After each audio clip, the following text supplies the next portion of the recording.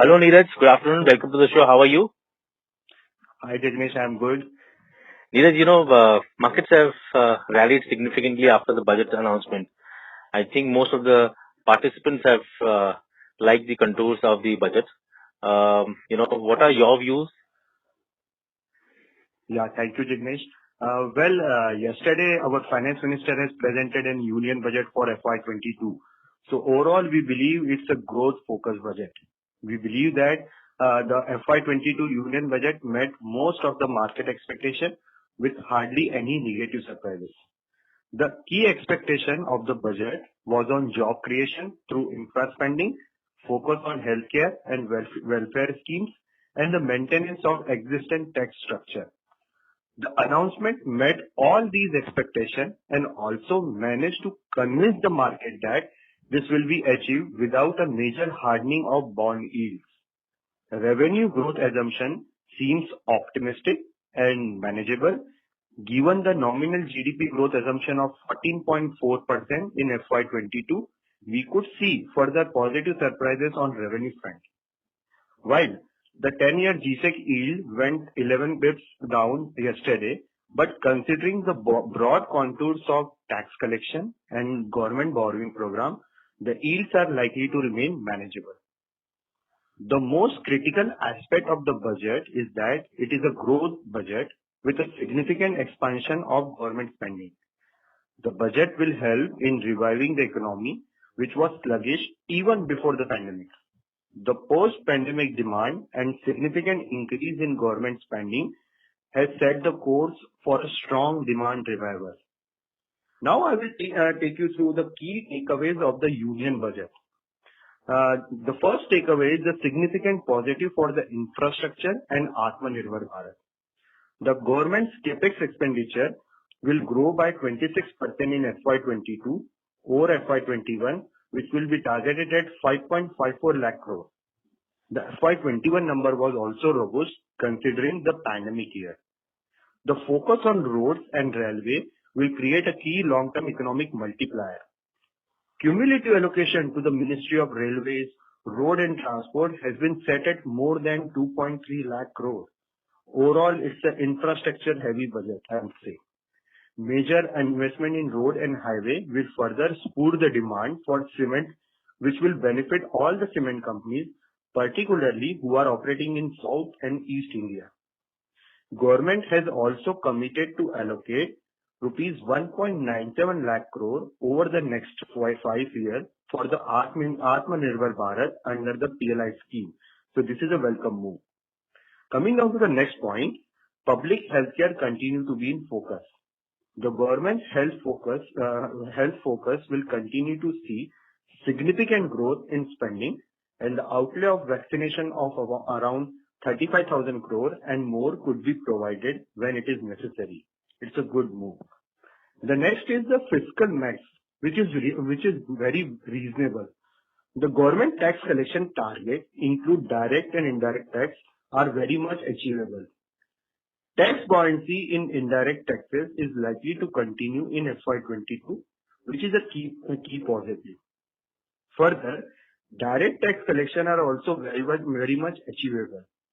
The gross borrowing target of rupees 12 lakh crore is largely in line with the market expectation.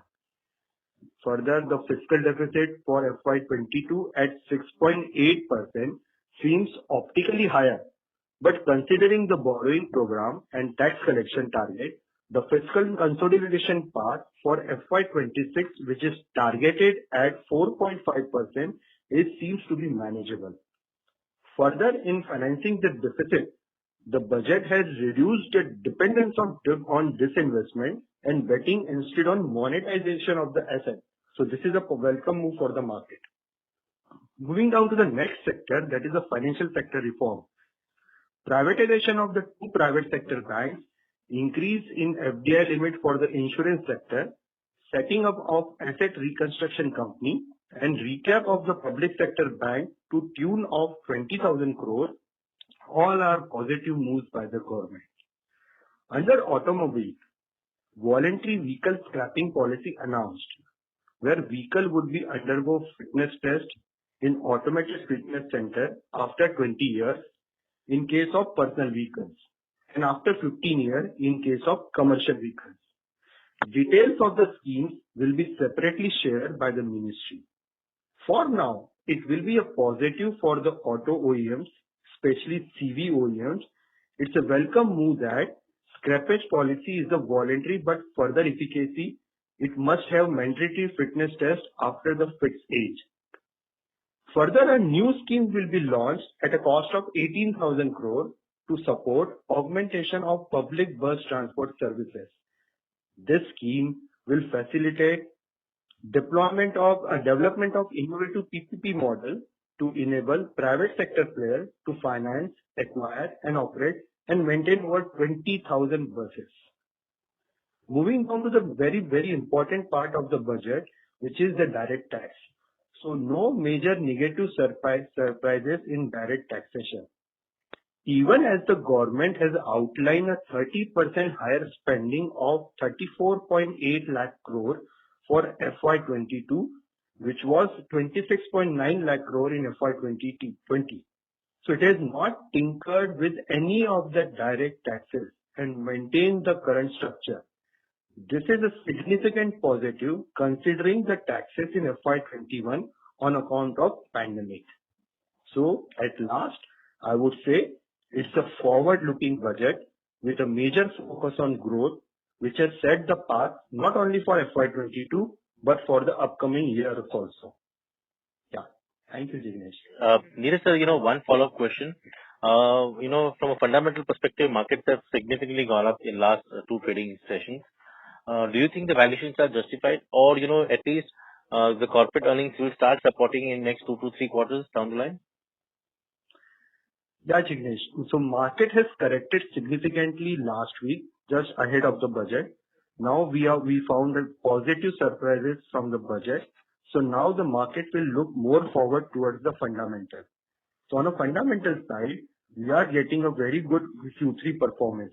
The positive earning momentum of Q2 is continuing in Q3 quarter, so which we believe that this positive earning momentum will likely to continue for upcoming quarters also. So with the positive earning momentum, we feel that the current valuations, it's on a stretch side, but with a sharper recovery, it is justified. So that's all my take from the market. Right. So, overall, if I were to ask you at a personal, how would you rate the budget on a scale of 0 to 10, 10 being the best? Could you repeat the question? Neeraj, on a personal level, how do you rate the budget on a scale of 0 to 10, 10 being the best? So I would rate this budget is one of the forward-looking budget, and I would rate more than 8. Yes. Good budget for the market. It's a good budget for the market. Thank you so much, Neeraj, for your time. It was, we had a very nice time, talking to you before budget and after budget, and we look forward to more such conversation with you. Thank you, Jignesh. Thank you.